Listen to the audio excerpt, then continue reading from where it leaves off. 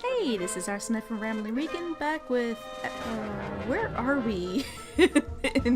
Is this episode 3? Episode 4? I think this is episode 3.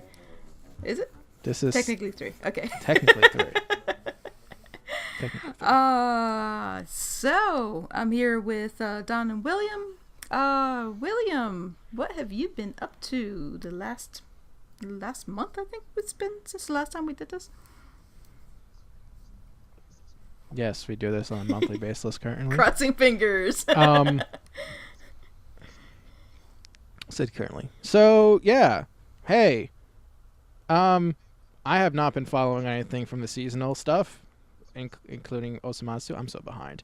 Anyway, on everything, but I have seen a few things. So, I watched the series finale of Nickelodeon's Teenage Mutant Ninja Turtles, and I thought it was good. Like I said last month, the 5th season is really just like a giant epilogue, because it's just more of a series of short stories, because the story ended at season 4. And but it's a good finale, because basically the final episode, it revisits the fact that there is an interdimensional portal that connects the 2017 2012 Ninja Turtles, I should say, with the 1987 Ninja Turtles. And so the Krang and Shredder from the 87 series with the Technodrome comes into the 2012 series and hires the Bebop and Rocksteady from the 2012 series, teams up with them to attempt to take over the world. And it's cool because, like, the art style is very for the 87 characters are still, like, you can tell they're shaped like the 87 characters, but they're all in 3D now, because that's what the 2012 retro series does. And it's retro but in 3D. So yeah, it's weird like that. But, like, basically the 2012 Ninja Turtles have to team up with the 1987 Ninja Turtles to defeat Bebop, Rocksteady, Shredder, and Krang. And the problem is that, like, the 87 Ninja Turtles are in many ways kind of useless, because their tactics don't work in the 2012 universe. Because, you know, in the 87 series, Ninja Turtles was a bit more comedic and a bit more nonsensical, and that just doesn't work in a more realistic universe of the original Ninja Turtles, of this Ninja Turtles. And so part of it's a 3-episode finale. So part of it is, like, they're trying to teach the turtles how to, like, actually fight. And they end up working together. And I like the fact they use all the original voice actors, with the exception of Shredder, because that was I forget his name, Uncle Phil from Fresh Prince, who is unfortunately no longer with us. He died 2 years ago or last year? 2. I think it was 2. What's funny is that Donatello in the 2012 series is voiced by Rob Paulsen, and Raphael in the 1987 series is also voiced by Rob Paulsen. So 2 of the Ninja Turtles sound similar. I always just find that funny. But yeah, it was a fun little finale. The twist was I saw it coming like a mile away, but it doesn't make it bad. It's just it was kind of obvious the direction they were going. And it wasn't like the grand finale that you would expect from a series finale, because that grand finale happened in season 4.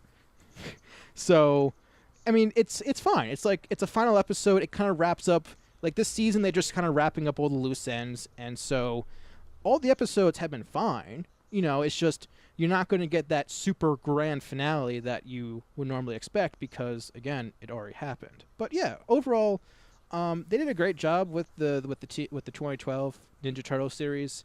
It really felt like the creators were trying to see with how much Nickelodeon would let them get away with in terms of a kids show, because like so there's characters grittier. die in that show. Like, yeah, it's way grittier. Like, it's way darker than. Do you think they're than basically the 87 aiming at the series. fact that the people that would be watching it were the ones that grew up with the 87 series? Okay. Absolutely. Because the theme song is a remix of the 87 theme song. So that was, it's very clear. It's like it basically it takes elements from the 87 series, elements from the comics.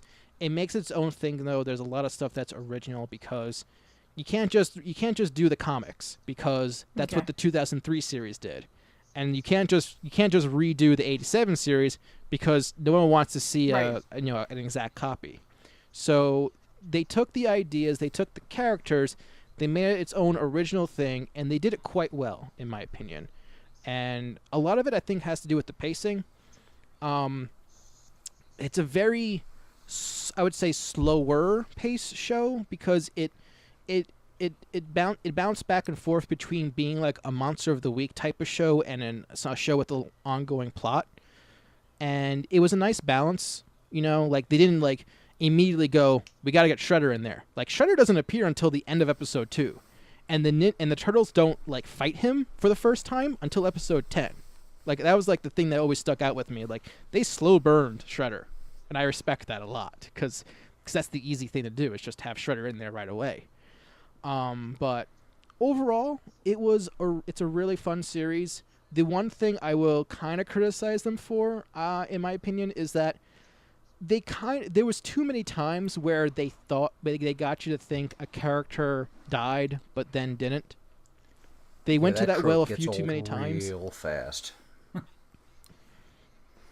And maybe that has something to do with like them being on Nickelodeon and trying to like, that sort of thing. But I mean, eventually they do commit to characters dying for realsy this time. So that's I appreciate that. And yeah.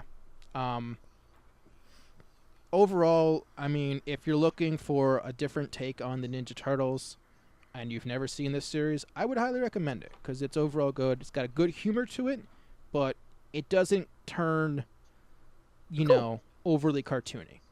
It's a nice balance. Anything else you watched during the month? And, yeah, a few things. I saw episode 1 of Black Clover on Toonami. On Toonami, so it's the English. Okay. On Toonami. It just started. Being dubbed by Funimation, and I like Crunchyroll and Funimation are pushing the show hard, which is a shame.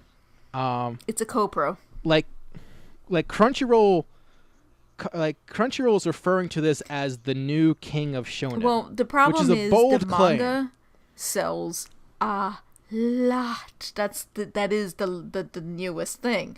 Yeah, I heard. The anime, not so much. It already has a video game coming out. How's the English? So I watched. Okay. Does he scream anywhere near as much as in the Japanese? Well, I haven't watched the Japanese. You need but to a watch lot of the screaming. There are memes because of the Japanese. Only once. You only need to endure it once. Because I remember I was halfway through episode 1 watching it live, and I'm just like, why is there so much yelling? Like, why is everyone yelling so much? I think his entire text has he just screams in caps. Look, when Goku and Vegeta roll up and go, dude, tone it down. It's very, I don't know, like as far as being like a supposed king of shonen. They put like, a lot of money into this because of the manga sales. And so right now they're just gonna have to. We're contractually bound to shove this down your throat. Just please, somebody watch this, because every single time they promote it, all you have to do is look at the comments, especially on Twitter. Just look at the comments of everybody writing back, going, "This is terrible. Stop doing it." And I feel terrible for Crunchyroll because they're stuck. This is the very definition of a polarizing show, because you look at the ratings. and it's almost a perfect parabola in terms of 5-star, 4-star, 3-star, 2-star, and 1-star. There's literally as many 5 stars as there are 1 stars. It's a very polarizing show right now. So I'm gonna keep watching it for a little bit, mainly because it's on Toonami and why not?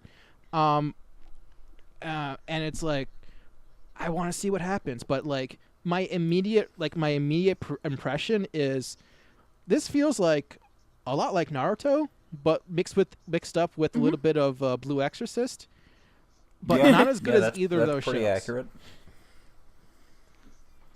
At the moment, so we'll see if it goes in a positive direction or not. But we'll see. All you, man. We'll see. All you. The one thing I will say that Arsenette ended up accidentally alerting me to is that there's a scene where the main character, whose name I don't remember, apologize, but he gets hit with a bunch of metaphorical arrows that like have negative labels on him about him. So apparently in the Funimation dub, they actually changed all that text to English, like not like subtitled English, like the actual text on the arrow is now in English. So they spent some serious money on this series. It might not work out for them. From a business standpoint, I really hope it does. Well, I know for me, I'm gonna have to exercise the nope vote on that one. That's just not happening. Yeah. Well, I guess we'll have to see what happens.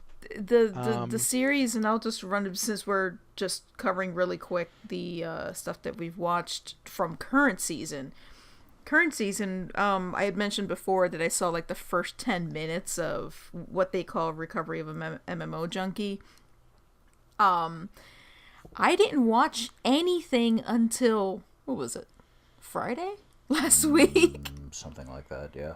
Yeah, when episode 9 had come out, and Don's been telling me, oh, see, you're gonna like this, you're gonna like this, you're gonna like this.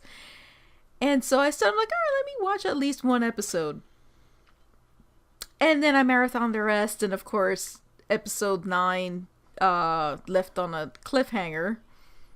And episode 10's the last one, which comes out this Friday. So it's sort of like, this actually was very surprising. Very surprising. I liked it on the premise, and whoever is the Japanese voice actress she's like 37. She's been doing stuff since she was like 20. I mean, this just had her name. She has a lot to her credit. She is a phenomenal seiyuu. Seiyu's the name for voice actress over there, or voice actor. The voice actors in the Japanese series are phenomenal. Every single one of them is absolutely phenomenal. So I listened to Funimation just picked this up. They're like only on episode 4, I think. So it was a late pickup. I couldn't go through the first episode. I felt everything was wrong with it. It's just like, nope, you're not getting. At the same time, I think what was it you were saying is sort of like Ewan McGregor trying to do Sir Alec Guinness. It's just like, it's not quite. And you know what? If you guys can vamp for a minute, I'll pull up the name of the seiyuu that voiced Morioka, because it's just worth mentioning. She was so good. What I appreciate from this series is that everyone's adults. The main character is 30 years old.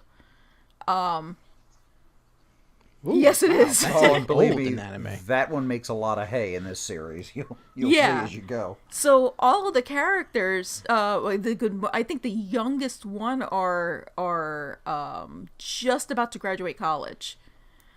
So it's, early 20s, and then you have a married couple that's in there. But the whole story surrounds a woman that was tired of the corporate world and has decided to become a NEET, which is what's NEET again? It's a not in education, employment, and or so how to explain it? At its core, it's a comedy. So a lot of the tones, but some of the stuff that they go through is really, really interesting. Like, it's deep. There was this one scene, I think it was in first episode of her. No, it was the second episode where she had a dream, where she couldn't figure out where she was, and there was this building, and there was a whole bunch of people in suits with like masks, so they were like all faceless with like red eyes. Salarymen is what it was supposed to be. Yeah, and they're all marching to this building. They get to the top of the steps of the building. Like, this is like hundreds of people just constant march into this building. They get showing the inside of the building, and they're all jumping into nothing. Like, it doesn't show you what it is they're jumping into, but it's like sacrificing themselves for corporate. And she turned around in horror and starts running back, and I'm like, this isn't a comedy? But it's just like, that's like the underlying theme behind all that. So it explains, it's really interesting. I don't know how to explain it without spoiling a lot of the series. I was quite surprised. I marathoned everything in like one sitting. And then of course I'm like, no, I'm up to date. This isn't good. So because I would have suffered. The main character's name is Moriko Morioka. Mm-hmm. Which they make quite a few jokes on. Her nickname becomes Mori Mori, or Mori Mori-chan. The voice actress's name is Mamiko Noto. She has an extensive list. I read a couple articles that called her basically the queen of the seiyuu currently. Pages and pages of credits. She has credits from the 90s. I don't want to overblow it, but she acted her heart out in this, and the whole cast did. I don't want to take away from everyone else, because all of their performances were very natural and very believable, and you really felt like you knew these people. But this is a show where the persona that you normally get in anime of women is squeaky and happy and soft voice. Yeah, no. This is what a real human being sounds like when they're alone and they don't think anybody else is watching them. And her gag takes and just everything that she does is just fantastic. And that's a hell of a thing to throw on an English voice actor. Yeah. Because, Japanese people, just like any ethnic group of people, have their own ways of doing things. We say, huh, when we don't understand something, or, with the Japanese, it's more of a eh, but the way that's delivered says volumes about what that person is feeling at the moment, in the same way that we say huh. So for a Western actor or actress to try to emulate that, God bless you. It reminds me of what Ewan McGregor had said when he took the role of Obi-Wan Kenobi. He said, so now here I am having to play Sir Alec Guinness playing Obi-Wan Kenobi. That's nothing. That's easy. And it's not quite the same caliber as Sir Alec Guinness, but I think you get what I'm saying, where you've got this monumental task. So what do? Do you try to recreate what Mamiko Noto did with Moriko? Or do you do your own take? Or do you go somewhere in between and risk falling flat? I think that the English voice actress has done a good job. It's a lot more subtle. Subtle. Than what Mamiko did. But I think it's still good, but it's very jarring if you've watched the whole series in Japanese and then switch to English. I think you're going to really need to take the dub and the sub as their own animals and enjoy them for what they are, and try not to compare them. I think the thing that I have an issue with is because Funimation did such a fantastic job with one that came out, what was it now, 2 seasons ago, Miss Kobayashi's Dragon Maid. That was phenomenal work by Funimation. I mean, absolutely phenomenal. Like, I watched them both, with VRV, you have them both in Crunchyroll and Funimation, and I have them both on my list. If one day I'm doing something that it doesn't require me to look up to read, I'll listen to it in English. if I want to listen in the original Japanese, because phenomenal voice actors there as well, especially since, again, the character was an adult and they have an adult voice, so it's not this little squeaky thing that, it's just, that voice drives me insane. Not a Moe Blob character. It's not a Moe Blob character. So when I got to this one, I was excited, and it was just, especially with how physical the character is. Like, I'm trying to remember, did you ever, I don't know if this is before your time, do you remember Ally McBeal? I've heard of it, but I've never, I know it's about a lawyer, right? Okay, have you seen commercials of it? Because I've never seen the series, I've only seen commercials. So, to give you an idea, it's the idea of you're speaking to somebody, and then all of a sudden it cuts to your like inner monologue. So it's sort of like, hey, I'm standing in front of this guy. Oh my god, my hair looks terrible. I don't have makeup. What is going on? And then you see her like she's perfectly fine, but her inner monologue is freaking out in the background. That's the kind of stuff that happens a lot throughout this series. So here she is, like, trying not to do something in front of somebody, or even worse, she does find it's like one of the gags is she's always hungry, so in the middle of the most inopportune moments you just hear her stomach growl and she's embarrassed. She's like, I want to die. You know what I mean? And so all of that is all in these different pitches and ranges, and she goes back and forth between them, and her normal voice is a normal voice, nice and low, non-squeaky 30-year-old woman. And then all of a sudden she'll just go up and she'll go down and whatever. And then in the English, it was flat. It was by comparison. So flat. It was flat by comparison, though, because if you just sit and take it for what it is, I think the performance was fine. I think if you didn't see it, that's what I'm getting at. If you didn't see it in Japanese and you just watched it in English, you'd get exactly what Moriko is going through. It's just it was pushed so hard in Japanese and done so well. It's a heck of a thing to try and compare it to. Yeah, I'm told the other character for Koiwai was phenomenal.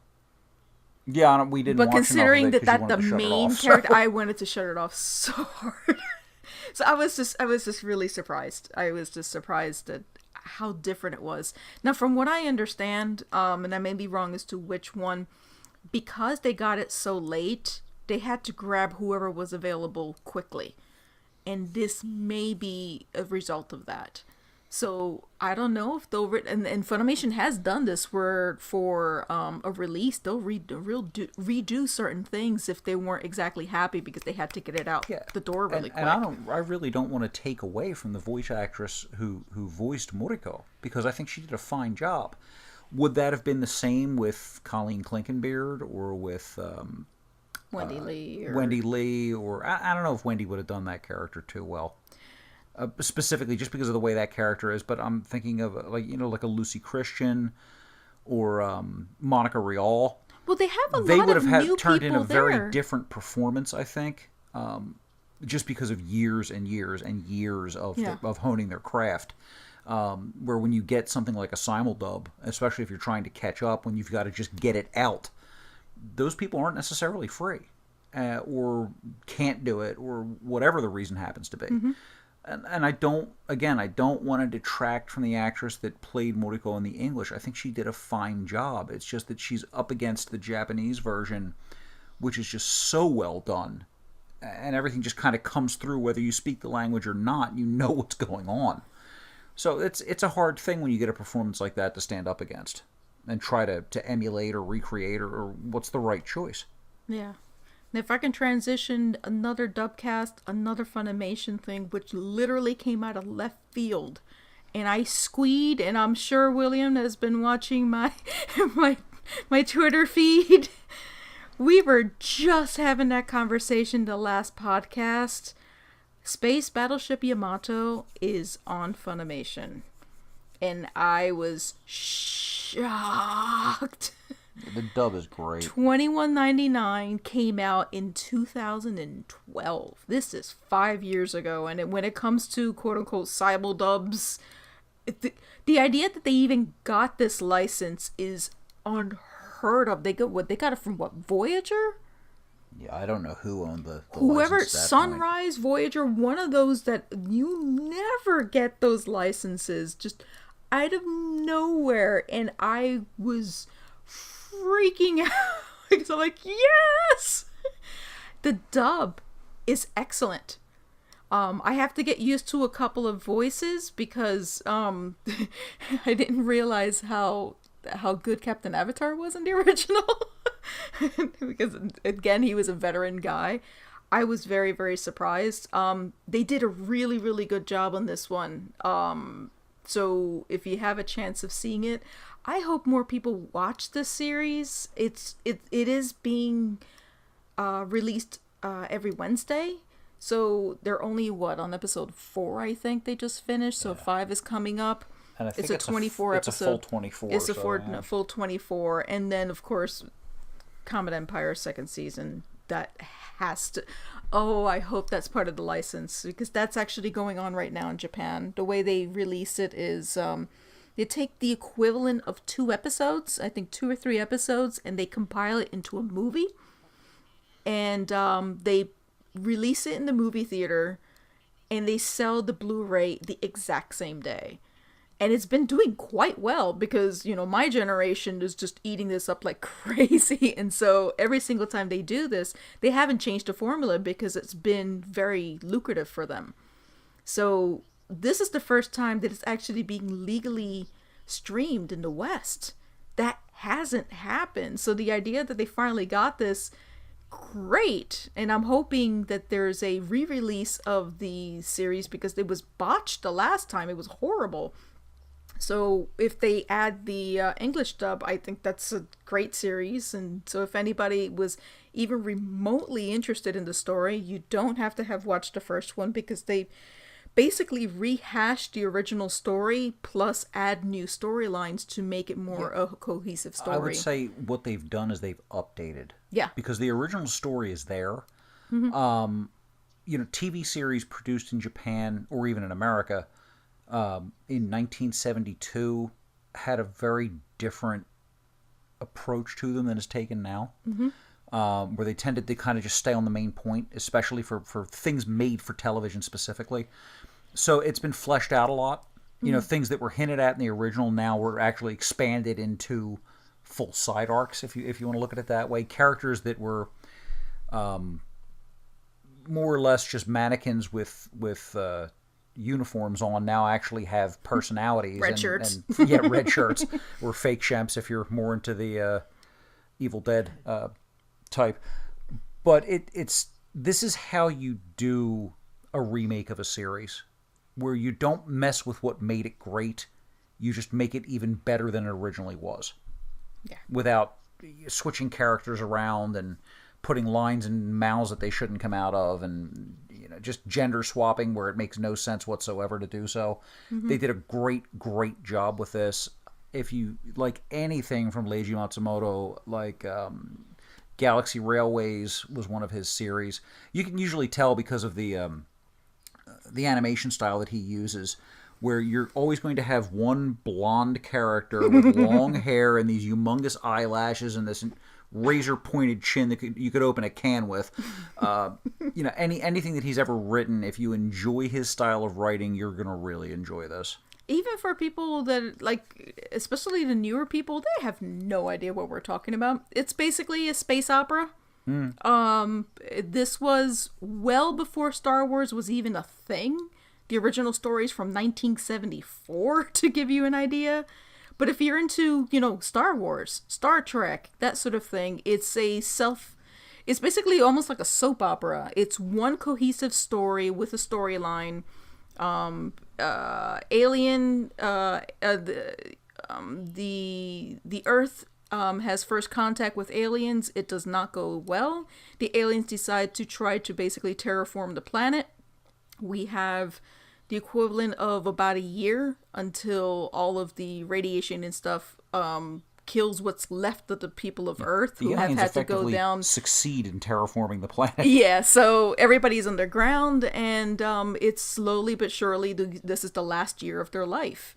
So as one bit of hope that they got was another alien says, if you can get to this planet, we'll send. We actually have devised a way to reverse the effects of what's been happening to you, but we can't send it to you. You're gonna have to come here. So she sends the technology. They basically resurrect an old ship that was huge in, what was it, Midway? World War II. It was the Yamato, which was a dreadnought class Japanese battleship. And so they retrofitted that to fly in space, and that's their story. Whether or not they can get to this particular planet to get this thing, and they'll be able to come back in time to save the Earth. And that's the whole story. So that's the first 24 episodes is... And so, me as a kid, I'm sitting there, like, it actually has a little countdown. There's 200 and something days left.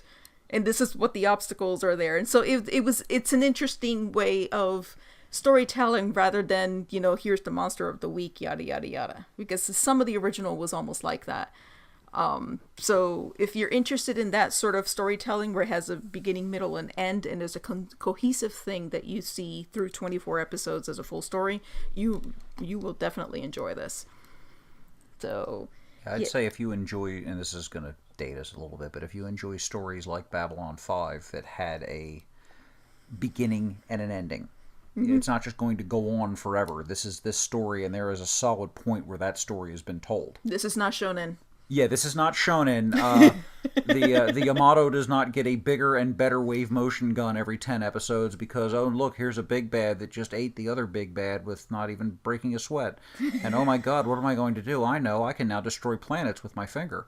That's shonen. If you've watched Dragon Ball, you know what we're talking about. Yeah. This is more of an adult story. Again, people die. Oh, yeah. Things change. When people die, it affects other people's lives. Sometimes not for the better. That if you can get through the first episode, that should give you the tone for the rest of the series. I remember when I was a kid, we watched the basically the sanitized version. We had an idea. I think these people die in the Japanese version. Yep. Oh yeah, they're dead. And so all I know is that blew up, and he's not here anymore. Yeah. So, anyway, I've kind of gone all over the place. That's the two series that I'm watching. Wait, sorry, Don. What other series? Because I know you're watching other series that are current. Yeah, I'm still watching Yokai Apartment Life, which is a good show. The animation's a little rough, but I still recommend it. Ancient Magus's Bride, which is excellent, very very good show. Highly steeped in Celtic and British mythology. And what else am I watching this season? Oh, the current season of Ruby, which certain people on Reddit will tell you is not an anime. What else am I watching? Oh, and the third season of Blood Blockade Battlefront, I think are my current shows. Oh, and what's the thing you're marathoning now? Oh, and I'm rewatching Yu Yu Hakusho. Oh! Yeah, that's a good marathon. Yeah, it's been a long time since I've watched this. It's nice to just be able to sit and watch whatever I want. Is that Funimation? Yeah. Yeah, Funimation. And it's the original dub that was on Toonami years ago. It's like Funimation's first good dub. Yeah, yeah. Chris Sabat playing Kuwabara. Yeah. Okay. Urameshi. You know what's really weird about going back and watching Yu Yu Hakusho when I got the Blu-rays? Which, by the way, Blu-ray conversion is fantastic. Oh, really? That's good. Yeah. Like they actually went back. They basically went frame by frame to like HDify it. So that's really appreciated. Oh, nice. So they cleaned up all the noise and it looks really good. Nice. But the thing that's really because obviously I originally watched it on Toonami and there was stuff that was removed in the Toonami version. So when when I'm watching the DVD version for the first time, there's like. I'm watching this. I remember I was watching with my brother actually, and we were just like, "Wow, there's a lot of stuff that got cut." Mm-hmm. Yeah. Hey now.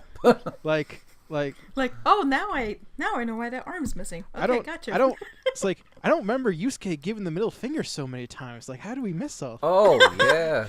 Yeah, Shizuru flips the bird every time she's on screen. I mean, it's just okay. Apparently you figured out how that finger works. Well done. Like, wait a minute. Did they just touch... Oh, yeah, he did touch that area. Oh, okay. That happened.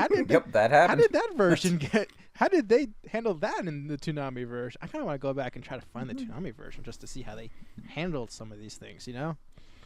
They didn't. They just cut it right out. Yeah. I have never seen Yu Yu Hakusho. You should. It's a shonen series, but it's good. It's something you can definitely sit and watch. It's the best shonen series. Cool. It was 100 episodes? Yeah, and the cool thing with it, this is an old show. Do I really even need to say spoilers? But it's not. Yusuke does not gain all his power on his own. No, because he's literally he literally has no powers when it starts. The show show literally starts with him dying.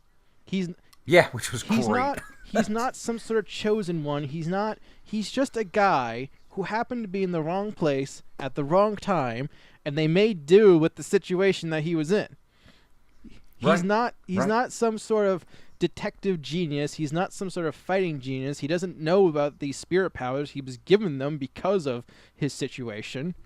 And it's one of the things that, like, I think the thing I appreciated most about Yu Yu Hakusho, especially going back and watching things like Dragon Ball and Bleach and stuff like that, is that the entire team matters in Yu Yu Hakusho. It's not like Yusuke is the only one who's useful and like will be the one to save us all, sort of thing. Like, the other members are important and they matter and they make a lot of impact on the plot. And I've always appreciated that, because that's like that's always been like my big issue with Dragon Ball, is that like at the end of the day, like 9 times out of 10 it all comes down to Goku, and I'm just and that's kind of the whole thing, and I know this is going to ruffle feathers as it always does when it comes up, but I think you got to keep these in context. Dragon Ball was satire. Its whole point was satire on shonen. It was a fun show. Like, but it was a send-up. I get it, but there comes a point where it's like, is it really satire anymore? If you're just... There were points where he took it a little more seriously, but I mean, in essence, it was a satire. Yeah. And sometimes they took the joke a little too long. But it's not... like Frieza. Yeah. But it's not even... like just going beyond Dragon Ball, like even the worst version of that was what they did with Bleach, when there's literally a part where they go, Ichigo is the only person who can defeat this enemy. So why are we even bothering having battles with other people fighting this enemy if you told us that Ichigo is literally the only person who can defeat them? You are literally wasting our time, because we know the bad guy's going to win. Yep. And on that, with Yu Yu Hakusho, I was just considering this. Yu Yu Hakusho is in some ways almost a deconstruction of shonen, because he's not the Messiah. As you said, he's not Mr. I just have these powers. He's a middle school thug. He's a punk. He's kind of a jerk. Yeah, there's no kind of. He's a jerk. I was going to use some other words, but I'm holding back. Yeah, actually, they use plenty of them in the English dub, so you'll know exactly what they think. Exactly. But, My Hero Academia is a straight deconstruction of shonen. Mm-hmm. And, I mean, I love the show. It's a great, great show. But so is Yu Yu Hakusho. If you sit and really think about it, it's like, yeah, they were taking apart a lot of the tropes of shonen. It's like, how did he gain the power of the spirit wave? Well, he didn't just train. No amount of training was going to give him that. There was something that needed to happen for that to happen, and it came from outside of him. And it wasn't Deus Ex Machina. I mean, it was telegraphed long before how this was going to go. And that, as you'd said, this is why I really enjoy the series, because it is not just I guess I'll have to do some more, 100 push-ups, 100 sit-ups, run 10 miles. There's a lot more involved, and it's not just Yusuke. The team matters. Everyone around him matters. They should. I wish they would do something with Yu Yu Hakusho again. That would be a cool show to remake and update a bit. I mean, it's very 80s. Like, I know that... It aired in 1990, I think it was. I know there's a lot of stuff from the manga that got omitted, so they could always put that stuff in. Like, to my understanding, in the manga, the mother plays a much bigger role than what she did in the anime. So yeah, she was just kind of more of a foil than anything in the anime. yeah, I think, and the fact that she was in the original opening, and I have a feeling like when they made that opening, they were like, oh yeah, she'll be in the anime, and then it's like, oh well, I guess she's kind of in the anime. I don't know. Whether it was time constraints or whatever, but yeah, it does have that feeling of if you're in the opening in every season, apparently you were intended for greater things, and you called out sick. I don't know. Yeah. Yeah, you watch Yu Hakusho, everyone. Great show. Yeah, so yeah, but it's funny because obviously we share the same system, so I see when I boot up on my side, I'm like, okay, all of that's in the timeline. Wow, I've never seen Yu Yu Hakusho. So I just thought it was funny. I was kind of jumping all over the place. William, you saw something else. Yeah. Thank you. So my brother's birthday was recently, back in November. But basically, what our parents will do is that we get to choose a Broadway musical to go see for our birthdays. And so those are great parents. Yeah. And so my brother chose the brand new SpongeBob SquarePants Broadway musical. Yes, there is a SpongeBob SquarePants musical, and there's musicals for everything these days. Well, most anime actually has it now. So SpongeBob officially opened on December 4th, which was this past Monday. We saw it on December 2nd, so technically we saw it when it was still in previews. So there technically something could change per the rules of how previews work. When you go see if you were to go see the show. So when you go into the theater, there's a pineapple chandelier. The actual theater itself, all the walls are covered in these blue foil streamers. They went all out with this. And that's good. Yeah. So I'll just cut to the chase. This was a lot of fun to watch. This was a really fun show. The costume designs, they're human representations of the characters, I guess the best way to say it. They're not like wearing prosthetics. They're not like, SpongeBob isn't square. He's a human in a yellow shirt and brown pants with a tie. Okay. And he represents SpongeBob.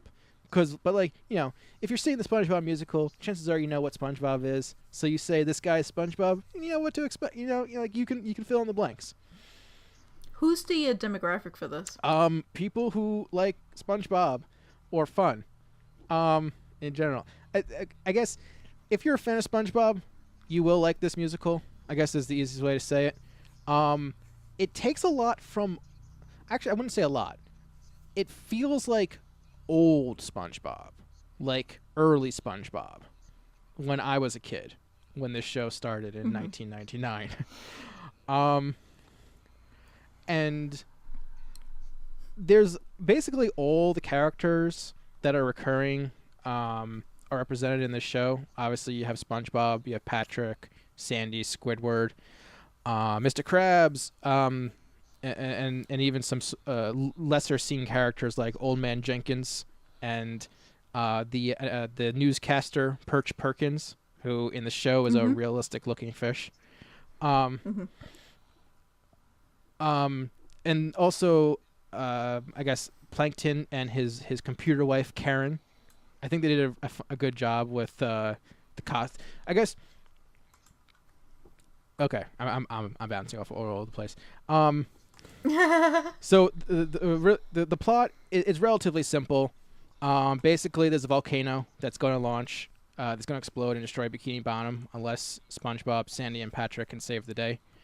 The songs were made by a large group of people, of famous musicians like John Legend, They Might Be Giants, Panic at the Disco, Steven Tyler from Aerosmith, David Bowie even wrote one of the songs back when he was still alive. But would have been real impressive now. Yeah. And so I guess the songs, I guess the songs are kind of like the weakest part of the show because you have all these collaborators, it doesn't feel cohesive. Yeah, it doesn't feel as cohesive.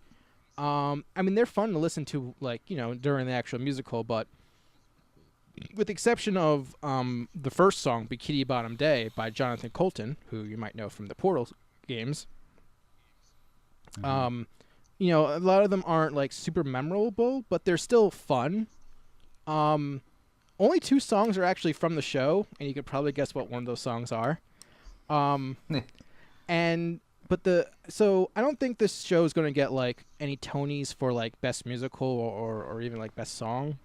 But what it probably should win some Tonys for is the set and costume designs.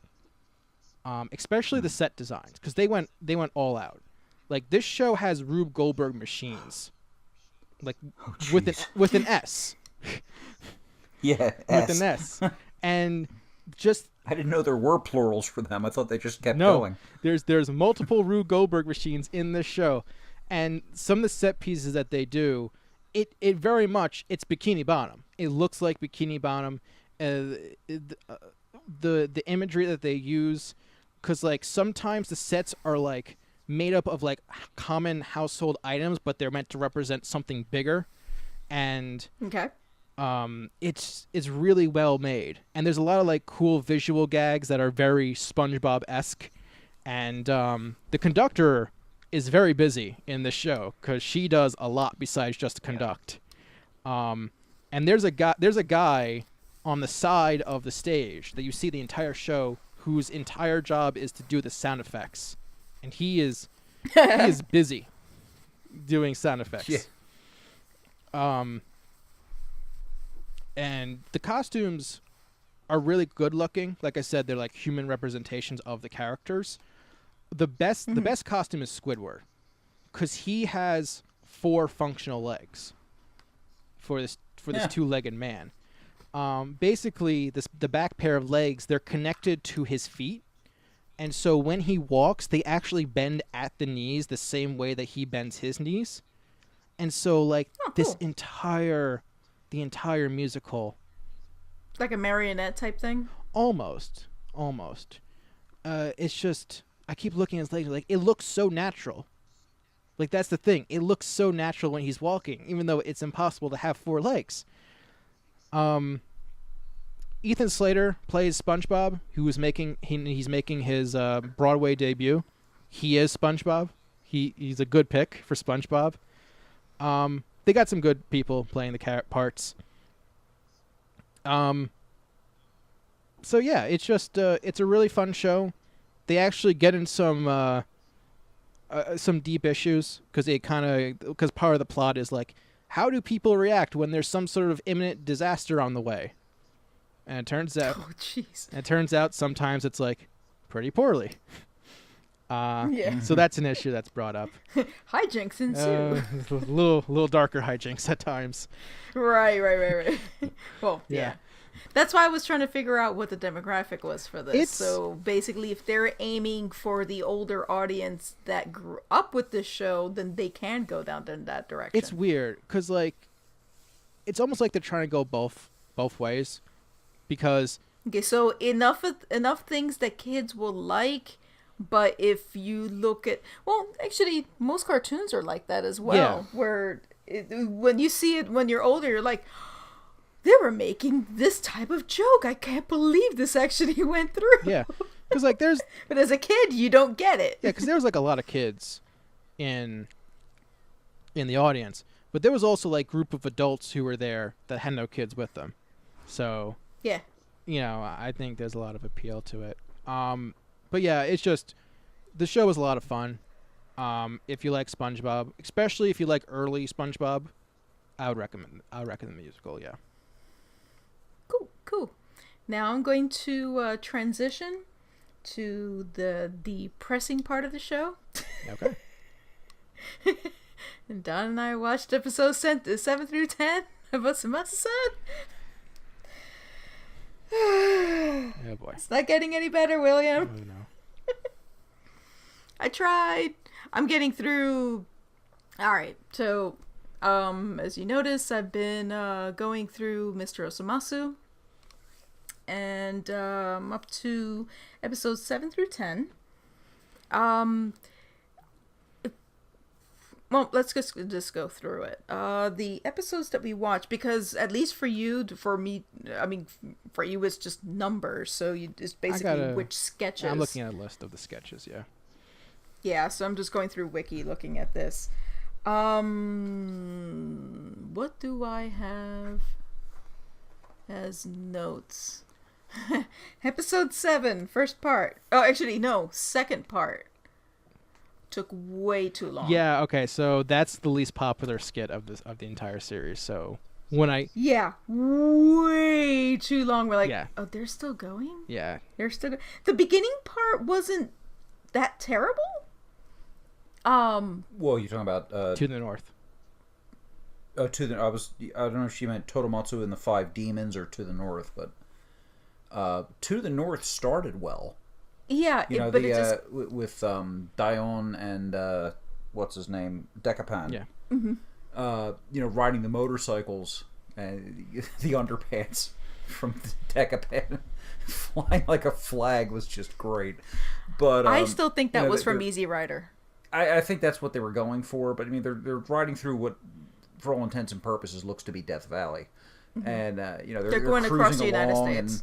And then there's all these drivers cutting around them because they're in first gear. That was hysterical. And then, of course, the part where they decided to ride in front of a train was the best part of the entire episode. But yeah, it just way too long. It's like, okay, got the joke, let it go. Yeah. It's I mean it's like I said, it was the worst received skit of the first season. So. And when I realized that episode was next, there was a part of me that was like, you're like, that's not gonna help. That's not gonna help. Oh no. Now, Totomatsu and the Five Demons was funny. Yes. Yeah. That was probably the best of all 3 episodes that we watched. Mm-hmm. Especially as somebody who's worked in food service, the customer service end of it. When the rest of the brothers turned into the customers from hell, that was hysterical. But yeah, I think that's, if I've got a gripe with the series, it's that they spend a lot of time setting up a joke. The punchline hits, and it's like it never existed. They just fail to really cash in on everything they've been building. Some of the stuff's going to fall flat because it's just not my type of humor, and that's a me problem, not a show problem, because apparently Japan thinks it's amazing. I do find it funny, though, that the parts that I actually laughed out loud were the shortest ones, and that could have actually been expanded more. And then the ones that I just are the ones that lasted forever. And it's not even that it was because one was short, one was long. It's that the content of what they decided to expand on seemed to not make any sense. The one thing that I also liked, the thing with the 4 donuts.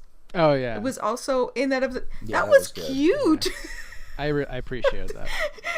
Because he said he goes, there's a problem. One has cream in it. At the end of it just becomes a free-for-all because everybody's now wants that the part with the cream. Oh, funny. I don't like cream inside of donuts. But so, calming Osomatsu, I hate it with an absolute passion, and it's not for the reasons that you think. I don't like Sherlock Holmes. Oh. I really don't like Sherlock Holmes, so they made him an annoying Sherlock Holmes, and I wanted him to die through the whole thing. Now, granted, so that was the whole point, but that was also very, very long. I could see with a gag where all of a sudden they're chasing around, and the serial killer was there the whole time. It looked like looked like Jason. Yeah. The thing with the fish idol, Totoko's dream. I can see where you're talking about it, where she's just an absolutely horrible person, but she likes the attention, so she just keeps using them, and they're too stupid to realize. Yeah, because they're blinded by love. Yeah, she's a horrible. Actually, I think that's what the core of the whole thing. there aren't any characters I'm rooting for. If that makes sense. So it's sort of like I'm watching these terrible people do terrible things. It's like, and like even with the thing in the restaurant, it's sort of like I felt bad for Toramatsu because his brothers are horrible. It's just like, yeah. So anyway, 9, but because 8 was so long because it was just about all one episode, which was a little surprising considering that we were doing a lot of short skits, and all of a sudden now there's more long form comedy. It actually took me by surprise. So 9 had what, 3 of them? Technically 3 of them, because I always pay attention to even the little snippets like before the song. Mm-hmm. Usually those are the things I actually like. Which one was this one with the this one was weird where they were in snow and the one guy is trying to fake as if he was a crane. Yeah. Or a snow princess or something because he wants to get inside. It was a fable. Yeah. You know, where a guy helped a crane out earlier that day, and then later that night the crane appears at his door as a beautiful woman and wants to come in and, you know, do a favor for him. And he's like, no, not I'm good. Not in that way, phrasing. Yeah, it's like, no, I'm good. He's like, no, seriously? Yeah, I'm good. I don't want you coming in. And then he tries to close. Oh, no, wait.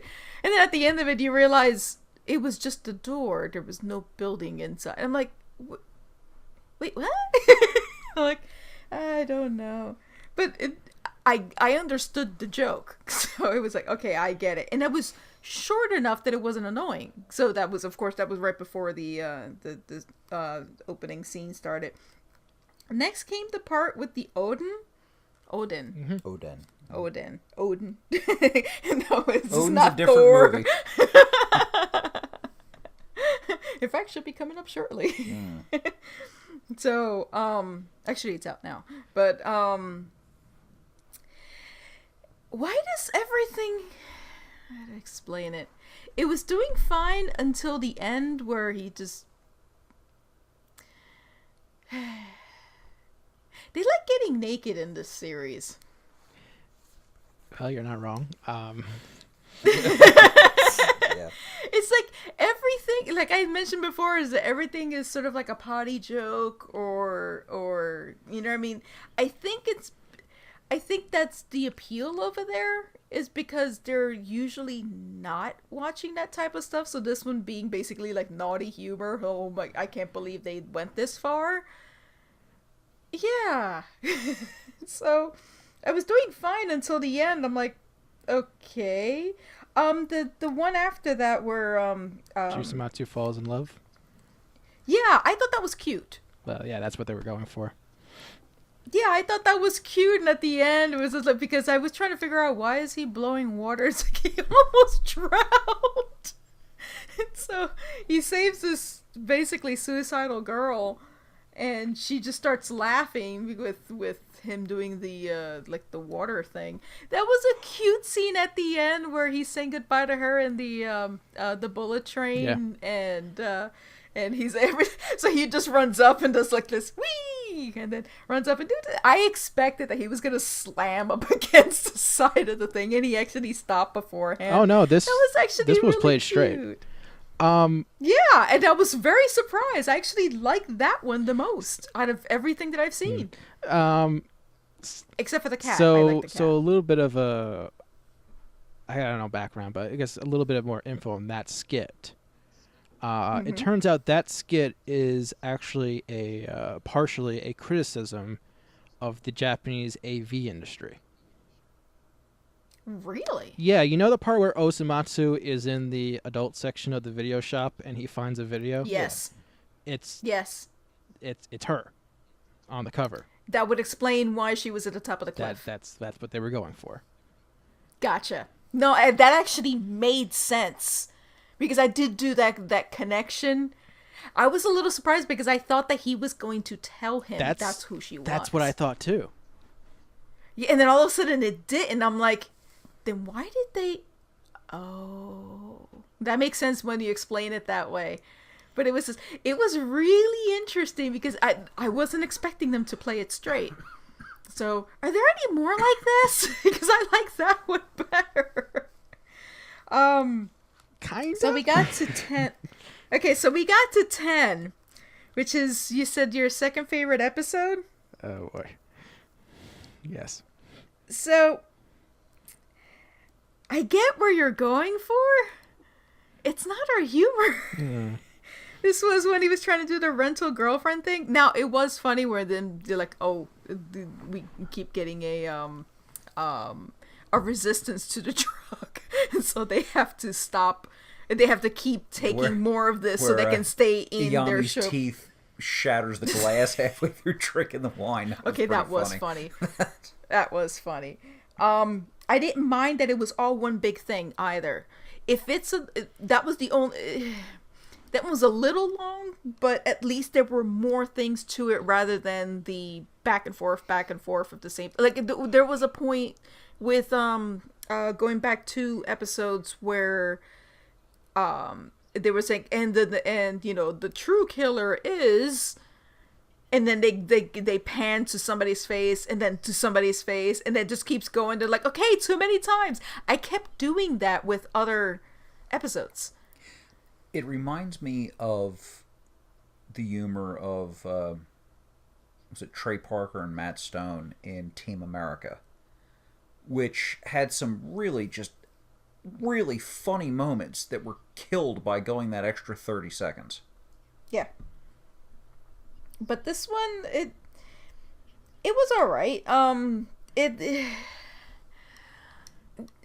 There isn't enough of that yet. You know what I mean? And everything is just there. So I'm like, can I? I'd say the show has moments of being very funny. Yes. But a lot of it's just kind of eh. Can I explain why I like Rental Girlfriend so much? Sure. Okay. So, you know how when we just did the gaming podcast, we were like, microtransactions and all that? Yeah.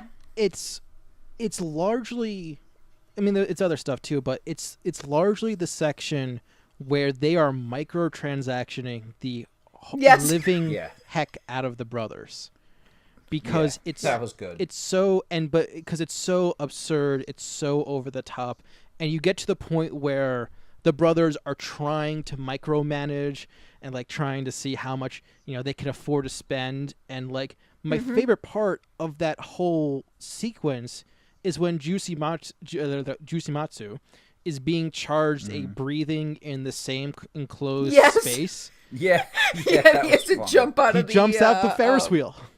Yeah. Actually, the end is what I thought was the best part. Yes. Where they figure out what's going on. It's like, so, want the key to the tiger cage? Yeah. Okay, well, it's going to be... No, there's you want the key. Or you want the key. That'll be 8 million yen. Oh, well, that's the key to that's the key to this music box. Do you want the key to the tiger cage? Meanwhile, you have the tiger already on top of this dude's he's head. He's got his fangs into Iyami. He's like, ah. That was pretty funny. That was a bit on the dark side, but after what they made them go through, and they're like, oh, 2 can play this game. So, at least for that, because you remember how I was having that conversation of like, I don't like it. I really don't like Iyami. I really don't like Iyami. You're not supposed to. I know, but he's a shyster. That's his whole deal. I know, but you can only play that so much. It's like, okay, so who gets the upper? Because the brothers are despicable anyway. So it's like I'm picking the lesser of the 2 evils. It's just if there's a joke in between, it's like I don't find anybody. Iyami's a con man, and the brothers are feckless. Yeah. So he just runs them over every time he gets a chance. It goes back to that one episode. What was it? The preview episode. A couple of with where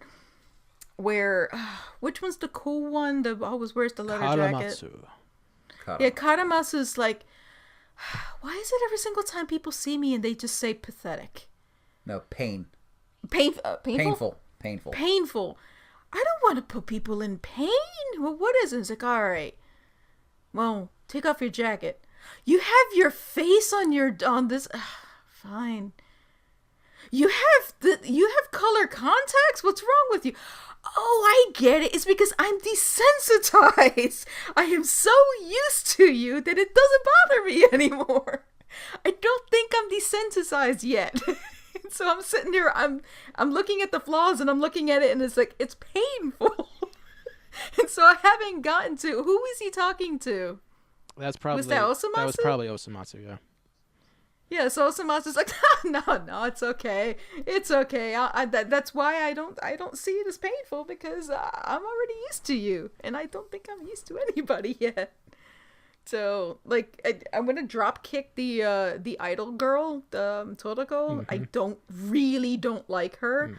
And it's sort of like, it's sort of like one injustice after another. It's like, you brought this on your own, and I don't see why I should feel sorry for you.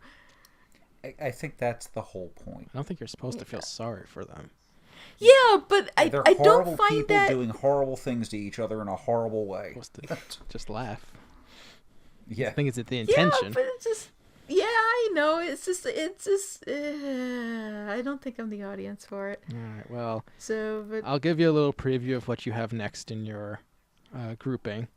So number 11 is the Christmas special. So if you like shorter skits, there's a chance you might like this one.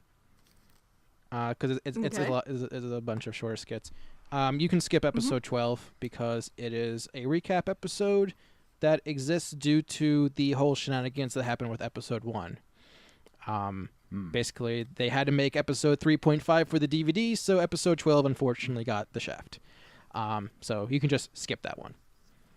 What's the commentary audio track featuring the voice actors from the series? They did a special where, like, you can listen to the Japanese voice actors talk about the production of the show. If you want to listen, if you want to listen to that, it's on Crunchyroll. Also, you can.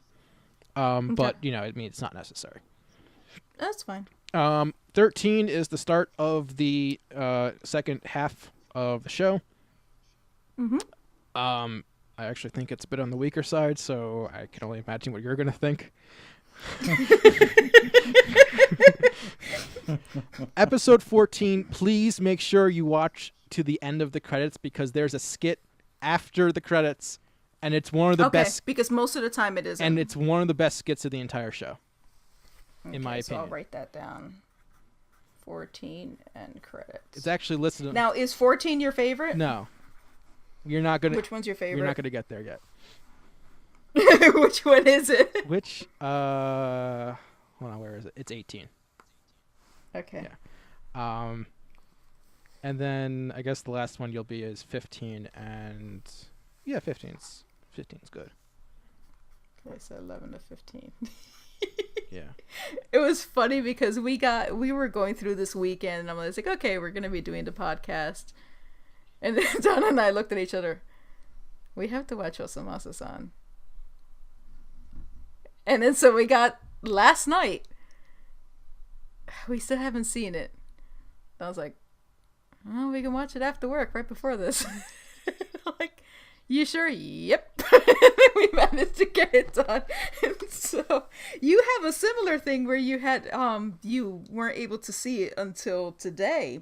So we can switch over to your end. You had I wouldn't basically say the end of the. I wouldn't say wouldn't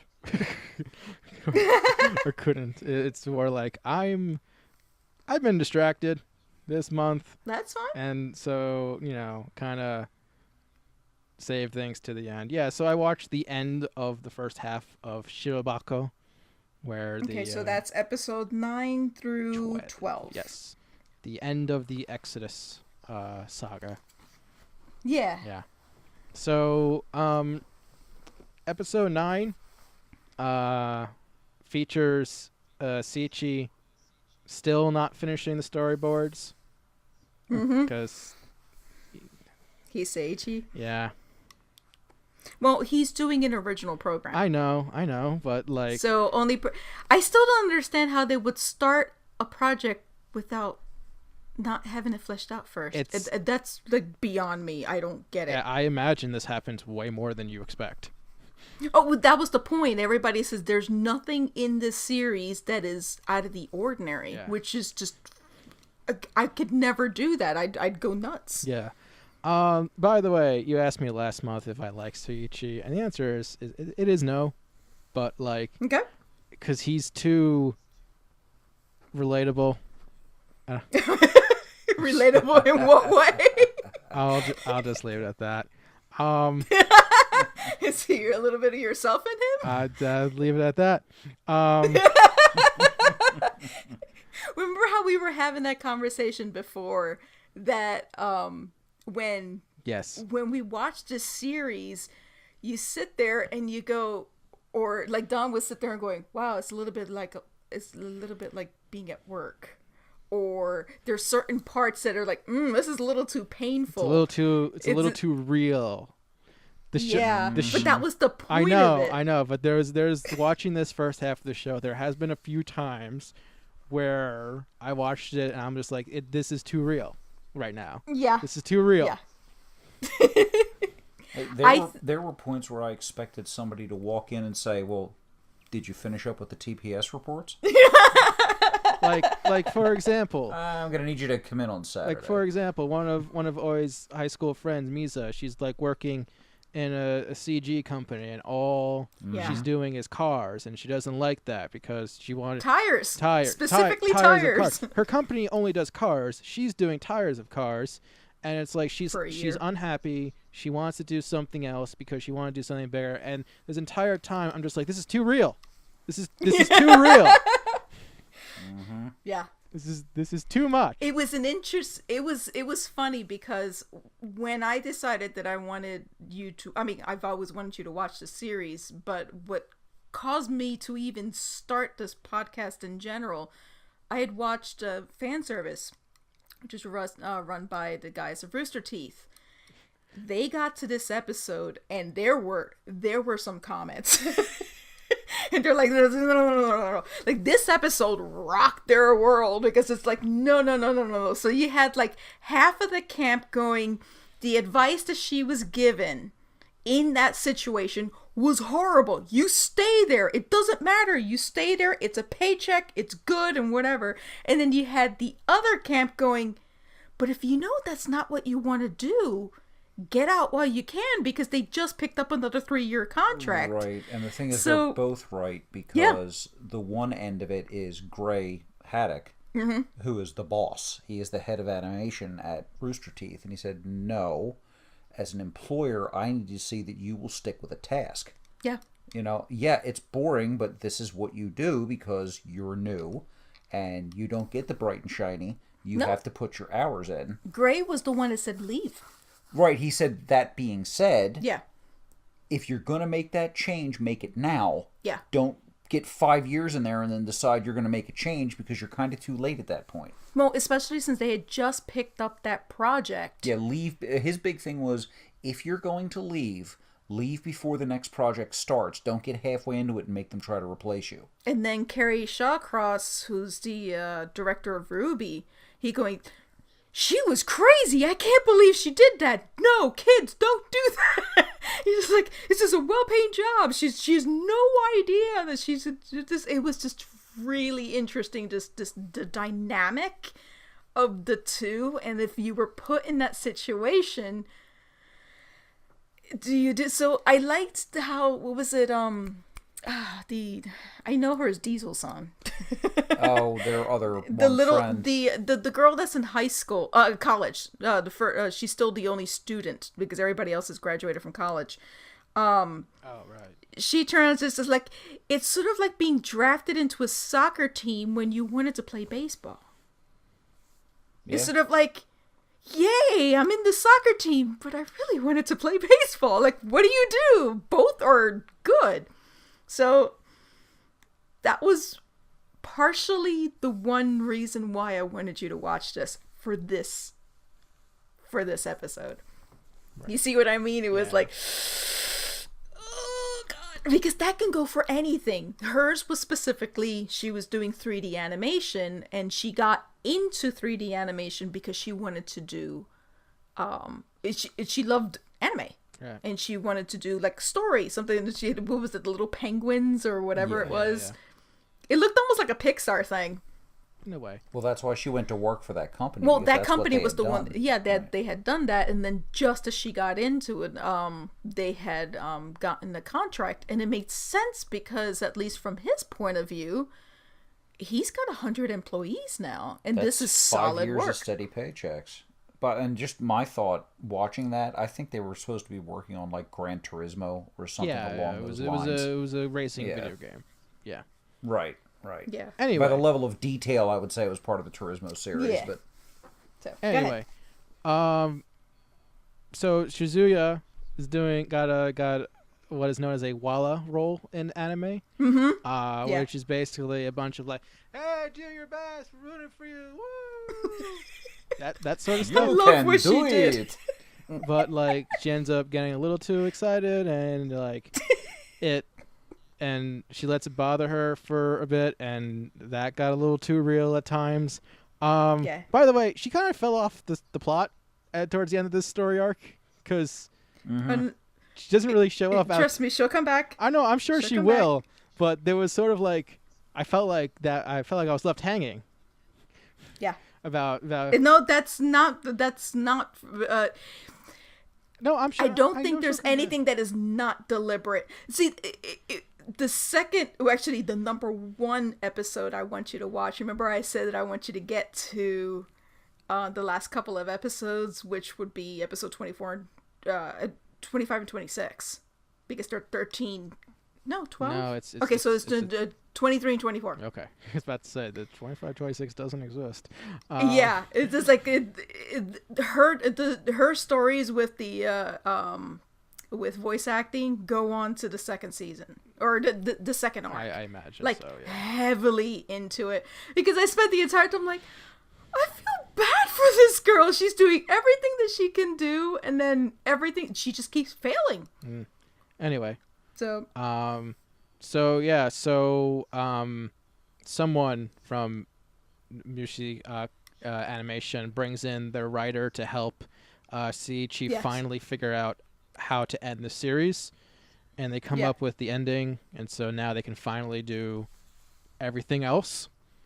Yeah. Once he finishes the storyboards, he starts to slowly redeem himself. Don't worry, he'll ruin that soon enough, but. He starts to slowly redeem himself because he actually sits down and finally does the storyboard stuff. By the way, this episode gave me a nightmare, and not for the reason that you would think.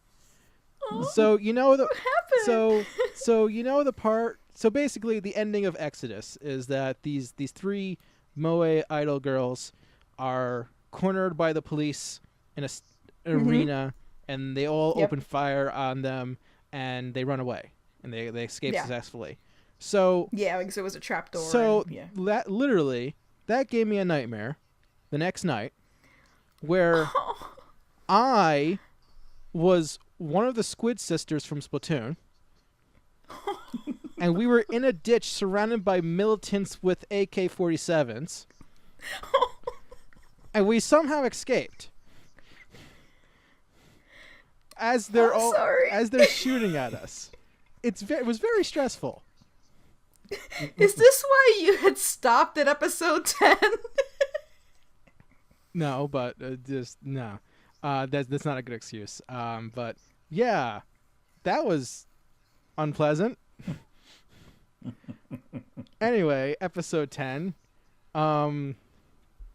Let's see. So they got before that, do you remember at the end of episode 9, after he had gone through this, he locked himself in? No. Where he had the writer had come in. Okay, what is it that you want to do? Yada yada, and then all of a sudden he gets to like this thing. Like, I was like, okay, and they're gonna be doing this, and and then the whole thing. So, Aoi had come in and heard and seen all this, and then she closes the door, and like the last thing before the credits, she goes, "Horses? Oh yeah, 100 of them." Yeah, bit of a foreshadowing there, considering what happens later on. Yes. But I just from a production standpoint, it's like, yeah, he's brilliant. Oh God, somebody's gonna have to come up with this. By the way, one of the other things that they showed was that they're in negotiations for being the anime adaptation of a popular book series, but that's a subplot that gets brought up a couple of times. So episode 10, they start the Majora Mask style. How many days are left until they have to finish for reals? As Shawcross goes, when I saw that timer, things got real. Oh God, we got 11 days until delivery. Yeah. So the stress. So basically, the rest of this arc, a large portion of this arc, is based around Oi trying to find people who will last minute who will do the keyframes for this show, and there's a lot of them, and there's not a lot of time. And she's literally looking everywhere. Although there is there's one part during the story where she has to help with the interviews for a new production assistant, I believe. Yeah. My favorite part of that entire segment was the one woman who said that she only watches Ghibli movies. Yes. Which got a good laugh out of me because that is so true. There are people who will only watch those movies when it comes to anime. Yeah, it was fine. Does one of them get picked, or that's just a whole bunch of red herrings? Actually, 2 of them get picked. Oh, hey, okay. Yeah. So I look forward to that. Yeah, her and the girl that does the doujinshi. Oh, okay, right. The one who needs the money because it's so expensive to make. Exactly. Yeah. So basically, she's going around everywhere, like, "Hey, can you do this for us? Sorry, we have too much work," or "Sorry, I hate the director," or "Sorry, I have too much work still." Well, yeah, because he had wasted 3 months doing that stupid last episode. Yeah. Now it's like a couple weeks until delivery. Well, yeah, everybody's doing their own series. It's like, dude, it's all it's his fault, you know. It is his fault. And Oi now has to clean up the mess. Yeah. Was it when does the party happen? Was it this episode or was it? It is this episode. It is this episode. All right, so at the end. Yeah. So I'm bouncing all around here because. That's fine. So remember when I said that he was going to like ruin that redemption like right away? Well, so they do they finish the voice acting. That's it. They finish the voice acting, so they have a party, and Saichi decides to drink a lot. And Oi was like, "Hey, shouldn't we get back?" No, it's fine. There's one more. Shouldn't we get back? No, it's fine. There's one more. Basically, he decides. Basically, he's like one of those people who's like, "All right, I did one step, so I should celebrate heavily." And it's like, "Yep." And it's like, "All right, we're back to not the guy who deserves to be berated again." Good. Yep. I was afraid he was going to be a redeemable person. It's the rest of the series. I can't wait till you get to the second half.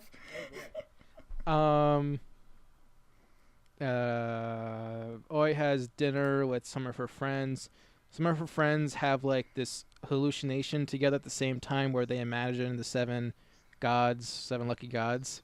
As I say. So yeah, timer is counting down. Episode 11. Blah,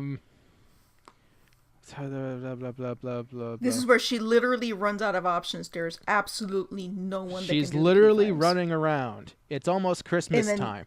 And the worst part of this entire season happened so far. There's one part of this episode I just don't like. Okay. So it's the part where she's running around town and she starts hallucinating with her 2 depression plushies that she has. And she's like in this little Red Riding Hood. And then it turns into this like heavily censored anime workshop with all these copyrighted characters.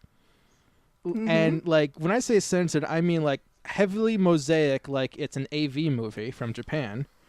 And it's like I can see that's Astro Boy in that sign, and I can see that's Doraemon making those toys, and I can see that it's the Gundam and the Zaku, and I'm just like, this series, and I didn't like that. I didn't like that scene. I hated that scene actually because, for two reasons. One, it's ugly with all the pixels, with all the pixelation, and the other is that like this series, no other series can get away with it. No series can get away with that. But the thing that annoys me the most was just that like so much of this series relies on making references and anime that are like real anime but not real anime. Like it's all referential stuff. Like in the next episode there's a very clear reference to Neon Genesis Evangelion, but they don't. Well, I know, but they actually, that was him. I know it's him. He voiced it. I know that's him, but the series itself, they can't because it's still copyrighted by the company that made it. But the point I'm saying is that for the entire other parts of the series, they put so much work in making these fake anime that you know what they're talking about, that the fact that they just decided to use these real anime characters felt very lazy and out of place. Okay, I see what you're talking about. And it's like, if you had just used the fake anime characters that kind of look like them but not really, you would have gotten the point across. Or even if it was just like generic anime characters that fit certain like genres, it would have had the same effect. I think it was just the idea of, look at all these wonderful things that I can't have because we're a really small company, our director's being a pain in the nards, and I have literally less than a week to come up with this. Yeah, I mean, I guess, but like, it's just so weird that like they took all these times to make all these fake animes, and all of a sudden like these actual real animes appear. It just felt so out of place. Well, did you see the names of the companies? All of those were real companies. Oh, okay. Well, so they're going to each of the company buildings. Each building had, you have all of these animators, all this, because these are huge companies that she's looking up basically as if it's a storefront and looking into the building. This is the company that makes Astro Boy. This is the company that makes this and the company that makes that. I would love to have at least one of those guys to help me right now. And then she goes to another one, same thing. And she can't have any of them because they just don't have the opening for it. Yeah, I mean... So that was the whole point of that. And it was like the little match girl, like, can somebody buy a matchstick?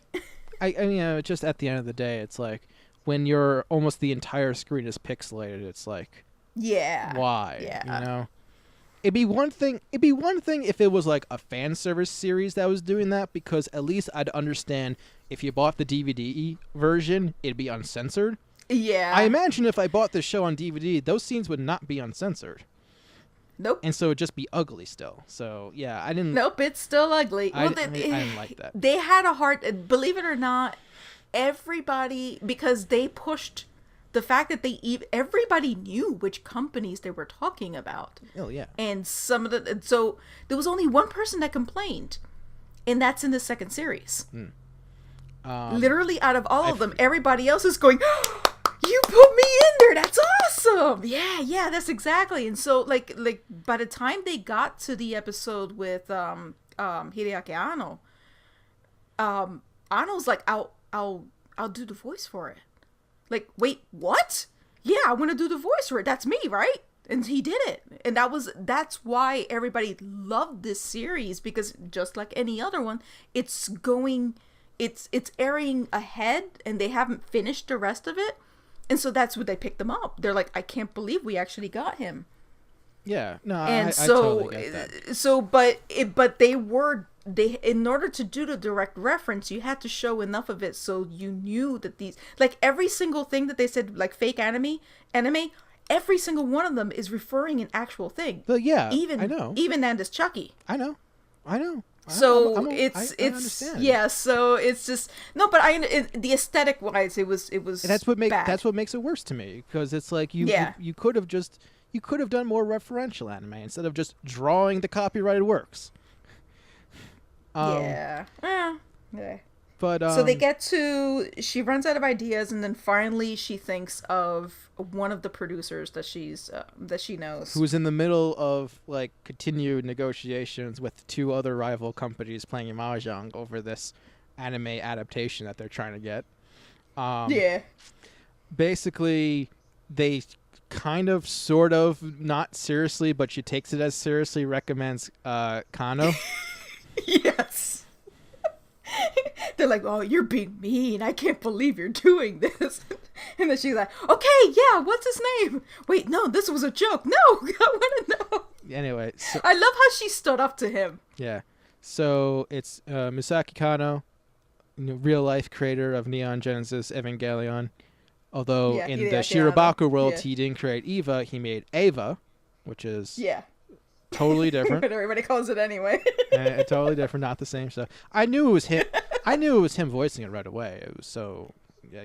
Like it was, because I know. I mean, get spitting image of him, everything. Yeah, I knew right away. I knew it's like, I know what he looks like. That looks exactly like him. There's no way that's not him voicing it, because that's just opening up like a big potential legal issue.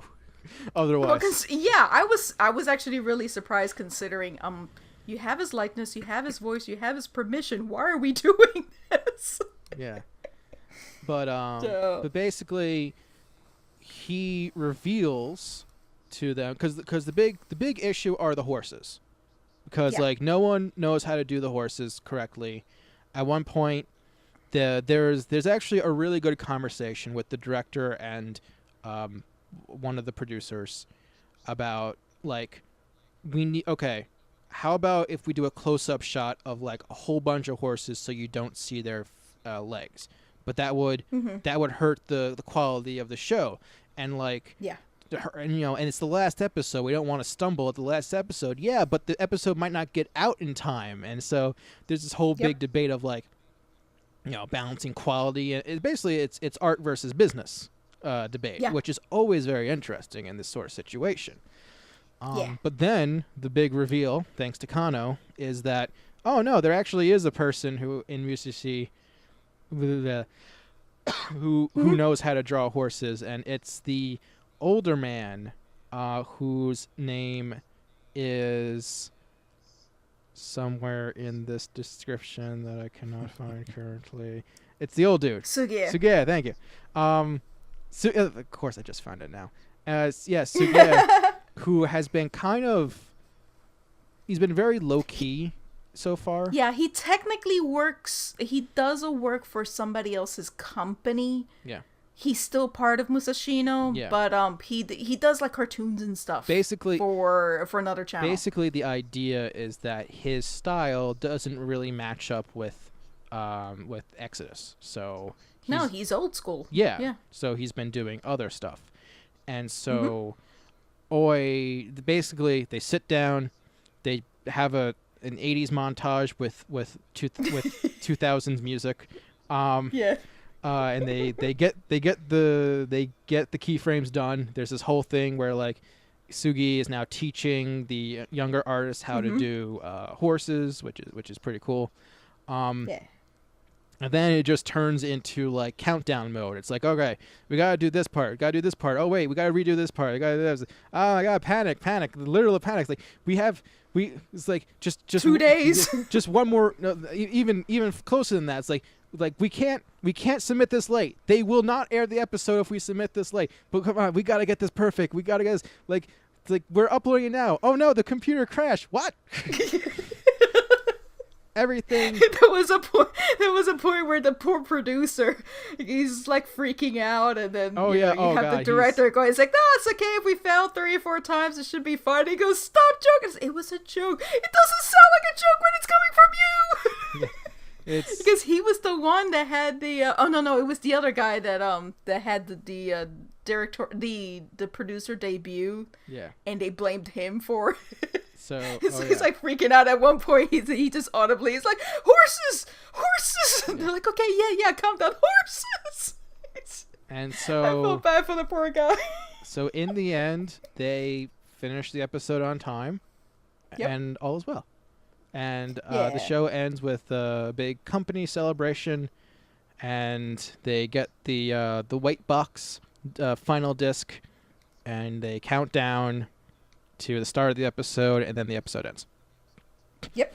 And that is the end of the Exodus saga of Shirobako. Yeah. I imagine. I know the next half is a adaptation anime that they're going to be working on, and more hijinks will ensue. I imagine. Yeah, it's a different take because It's an adaptation. one of the big issues was content for this one. Yeah. It was coming from one person. There was no actual reference. So it wasn't like they can sit there and go, well, what did the original story look like, and then you can just bang that out. Mm-hmm. This one is you had to wait until the slowpoke starts moving before we do anything, and what happens when everything's crammed to the last second, and all of those things. The second half is you're adapting someone else's work, dealing with another company, and what are those challenges of doing that, because one could seem as if this easier than the other, because one is you do your own stuff and whatever, and then the other one's like, oh well, it's already done, you don't have to worry about it because it's already written. And it's not quite that simple. Each has their own set of challenges. I like both of them equally. I love the second half more than the first, only because I went through the first. Okay. So, and well, are you feeling at least some attachment to each of the characters? I like Oi. Yeah. So at least, but you have at least a general idea of like where they came from and where they're going. I'll say I like the girls, the ones that started at the very beginning of the series. I feel the most attachment to them because it is about their journey ultimately. I feel like. Yeah. Everyone else, they have their own stories, but at the end of the day, it's about the 5 girls from the high school. Oh, did you get to Yano? Be a little more specific. The blonde girl that the desk head. Actually, no. The desk is the one whose father was in the hospital. Yeah. Yeah. That was a whole thing. Basically, her father was in the hospital, and things got worse, so she ended up going home during a crunch period. The annoying one, Taru, whatever it is. Taro. Yeah, he's the one who drove her home. He is absurdly annoying at times. Like, dude. Oh no, it's meant to. I know. Like, dude, way. you are so full of yourself. It is absurd how full of yourself you are at times. I'm still quite surprised where he's gone now. Like, I'm like, wait, he's the director of this show. I'm sorry. Like the show that you're physically watching. Oh right, okay. I'm sorry, I forgot. Taro made this. I know. I got that. So the fact that he put that much detail on how much of a pain he was. Oh, and Honda will now be gone. Yeah, he's leaving to become a pastry chef, which, yeah, that's was part of the story of, when do you decide that you stop what you're doing to go down a different path. That was part of that conversation. Yeah, and I did find it funny where Yano is sitting there like, oh my god, so you're like wearing this love apron thing, and he's like, stop imagining me like that. I thought that was funny. Do you remember that part? Yes. You're just like the cookies. Oh, you made those biscuits. Well, yeah. I'm like, no, I can't have that in my head. And then if you paid attention to what she was muttering under her breath, she's like, he beat me to it. Yeah, I saw that. Yeah, that was. So, overall, I really like Shirobako, the first half. I think you made a good pick. Yay! I feel like your job of picking anime is probably a little easier than mine, to be honest. It's a taste issue. It's definitely a taste issue, and I am. No, it is. Anime's always been like a taste issue. I think it might be fair to say I'm a little more open than you. That's not meant to be like an insult. No, it is like, yeah. Like, for example, I kept thinking, it's like, all right, if I drop this and pick up something else, you like a lot of Trigger shows. What? Trigger. It's the company. There's not many Trigger shows I like. Okay. So I was just thinking, oh my god, he's gonna make me watch something like Space Luluco or something. And Well, I'm like, I mean, no, I'm not gonna watch Panty and Stocking. Well, Space Luluco gonna... is the one trigger series I like. Yeah, I can't watch that. No. So I'm like, no, I don't want to watch that. And I don't like it. What's wrong with Space Luluco? Nope. I don't like the absolutely absurd for absolutely no reason. Okay. Again, it's a taste issue. Like, for example, I think you and Carrie Shawcross would be very good friends because he loves that. He loves. I've already started thinking about what my next pick for you would be, and it's gonna be really tough because it's like. Hey, I absolutely loved Encouragement to Climb. Yes, yeah. Unfortunately, we blew that option long before this podcast started. Yeah. I don't have any more picks. Well, we'll just go with what current stuff is. Well, so I got a few months to figure. We still have another hour to go, so I know. There's sort of like, yeah. Obviously, I'm not going to recommend Panty and Stocking to you. I know that's too far. I knew that was too far, because that's very heavy in the adult humor, like way heavier than Osomatsu goes. Hey, I've watched stuff like Maburuho and stuff like that. It's the idea, like, for example, Trigger is very much into eye candy. In every sense of the word. Everything from primary colors to a lot of exaggerated motions to long drawn out transformation sequences, that sort of thing. Like, they love the absurd. They love pushing the boundaries and stuff like that. It's like a freaking Gurren Lagann, which is interesting because Never is apparently like nothing like that. No, like not at all from what I understand. Yeah. So yeah, I don't know. I'll figure things out. Yeah, Maybe. Don't like Kill la Kill. Well, Kill la Kill is kind of not the best. Yeah. A lot of people swear by it, and I'm like, nope. Well, I mean, they're kind of wrong, but anyway. So either way, we'll figure it out. We still have another couple months until that happens. So yeah. Either way, yeah. Shirobako. So, thumbs up. Yay! I have like a list of stuff that you can watch. Now you're going to start the other way around. Like, okay. So either way, so yeah, this ended up being a little longer than I expected. We actually ran through a lot of stuff this time around. Well, that's how we usually do when we do a podcast, isn't it? That is very true.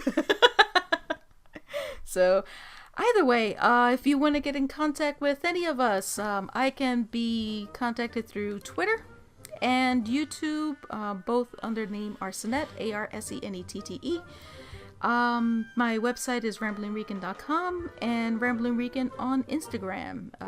Don, who's almost falling asleep here, where they can find you. You can find me on Twitter at Domnal, DOMNHAL.